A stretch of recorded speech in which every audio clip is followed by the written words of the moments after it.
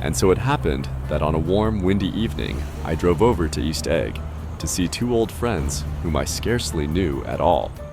Their house was even more elaborate than I expected, a cheerful red and white Georgian colonial mansion overlooking the bay.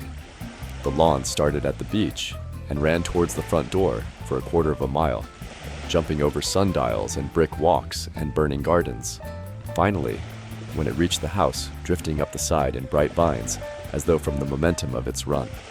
The front was broken by a line of French windows glowing now with reflected gold and wide open to the warm, windy afternoon, and Tom Buchanan in riding clothes was standing with his legs apart on the front porch.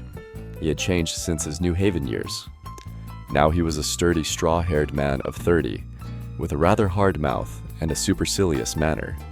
Two shining, arrogant eyes had established dominance over his face and gave him the appearance of always leaning aggressively forward. Not even the effeminate swank of his riding clothes could hide the enormous power of that body. He seemed to fill those glistening boots until he strained the top lacing, and you could see a great pack of muscle shifting when his shoulder moved under his thin coat. It was a body capable of enormous leverage, a cruel body. His speaking voice, a gruff, husky tenor, added to the impression of fractiousness he conveyed. There was a touch of paternal contempt in it, even toward people he liked, and there were men at New Haven who had hated his guts. Now, don't think my opinion on these matters is final. He seemed to say, just because I'm stronger and more of a man than you are. We were in the same senior society, and while we were never intimate, I always had the impression that he approved of me and wanted me to like him with some harsh, defiant wistfulness of his own. We talked for a few minutes on the sunny porch. I've got a nice place here, he said, his eyes flashing about restlessly. Turning me around by one arm, he moved a broad, flat hand along the front vista, including, in its sweep, a sunken Italian garden, a half-acre of deep, pungent roses, and a snub-nosed motorboat that bumped the tide offshore. It belonged to Domain, the oil man. He turned me around again, politely and abruptly. We'll go inside. We walked through a high hallway into a bright, rosy-colored space, fragilely bound into the house by French windows at either end. The windows were ajar and gleaming white against the fresh grass outside that seemed to grow a little way into the house.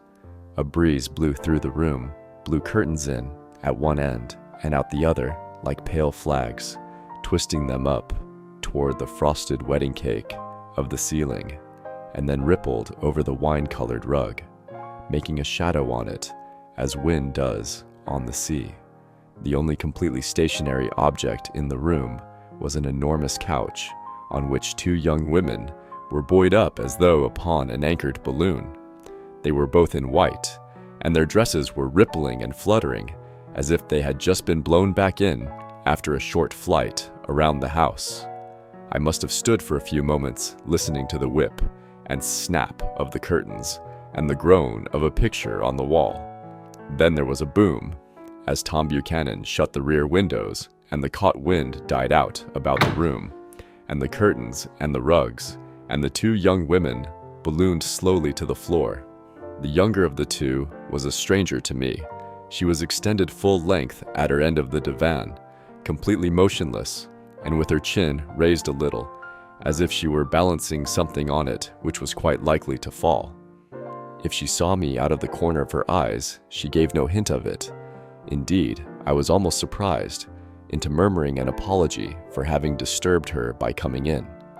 The other girl, Daisy, made an attempt to rise. She leaned slightly forward with a conscientious expression. Then she laughed, an absurd, charming little laugh, and I laughed too, and came forward into the room. I'm paralyzed with happiness. She laughed again, as if she said something very witty, and held my hand for a moment, looking up into my face, promising that there was no one in the world she so much wanted to see. That was a way she had. She hinted in a murmur that the surname of the balancing girl was Baker. I have heard it said that Daisy's murmur was only to make people lean toward her, an irrelevant criticism that made it no less charming. At any rate, Miss Baker's lips fluttered. She nodded at me almost imperceptibly, and then quickly tipped her head back again. The object she was balancing had obviously tottered a little and given her something of a fright. Again, a sort of apology arose to my lips. Almost any exhibition of complete self-sufficiency draws a stunned tribute from me. I looked back at my cousin, who began to ask me questions in her low, thrilling voice. It was the kind of voice that the ear follows up and down, as if each speech is an arrangement of notes that will never be played again. Her face was sad and lovely with bright things in it, bright eyes and a bright, passionate mouth. But there was an excitement in her voice that men who had cared for her found difficult to forget, a singing compulsion, a whispered, "Listen," a promise that she had done gay, exciting things just a while since, and that there were gay, exciting things hovering in the next hour. I told her how I had stopped off in Chicago for a day on my way east, and how a dozen people had sent their love through me. Do they miss me? She cried ecstatically. The whole town is desolate. All the cars have the left rear wheel painted black as a mourning wreath, and there's a persistent wail all night along the North Shore. How gorgeous! Let's go back, Tom, tomorrow. Then she added irrelevantly, You ought to see the baby. I'd like to. She's asleep. She's 3 years old. Haven't you ever seen her? Never. Well, you ought to see her. She's... Tom Buchanan, who had been hovering restlessly about the room, stopped and rested his hand on my shoulder. What you doing, Nick? I'm a bondman, Who with? I told him. Never heard of them. He remarked decisively. This annoyed me. You will. I answered shortly. You will, if you stay in the East, Oh, I'll stay in the East, don't you worry. he said, glancing at Daisy and then back at me, as if he were alert for something more. I'd be a goddamned fool to live anywhere else. At this point, Miss Baker said, Absolutely. with such suddenness that I started. It was the first word she had uttered since I came into the room. Evidently, it surprised her as much as it did me, for she yawned, and with a series of rapid, deft movements stood up into the room.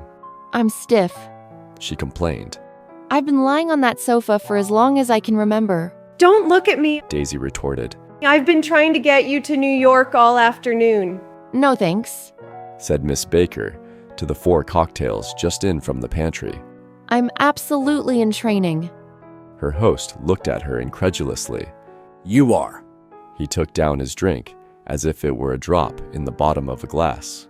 How you ever get anything done is beyond me. I looked at Miss Baker, wondering what it was she got done. I enjoyed looking at her.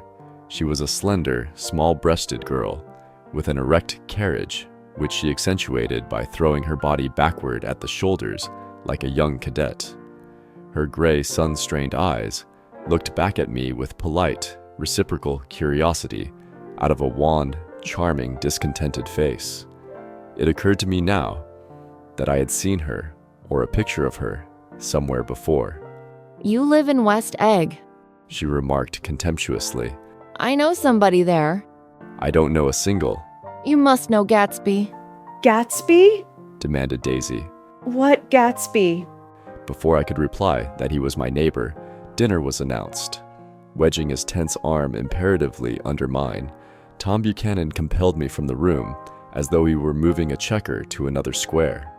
Slenderly, languidly, their hands set lightly on their hips, the 2 young women preceded us out onto a rosy-colored porch open toward the sunset, where 4 candles flickered on the table in the diminished wind. Why candles? Objected Daisy, frowning. She snapped them out with her fingers. In 2 weeks, it'll be the longest day in the year. She looked at us all radiantly. Do you always watch for the longest day of the year and then miss it? I always watch for the longest day in the year and then miss it. We ought to plan something. Yawned Miss Baker, sitting down at the table as if she were getting into bed. All right, Said Daisy. what'll we plan? She turned to me helplessly. What do people plan? Before I could answer, her eyes fastened with an odd expression on her little finger. Look, She complained. I heard it. We all looked. The knuckle was black and blue.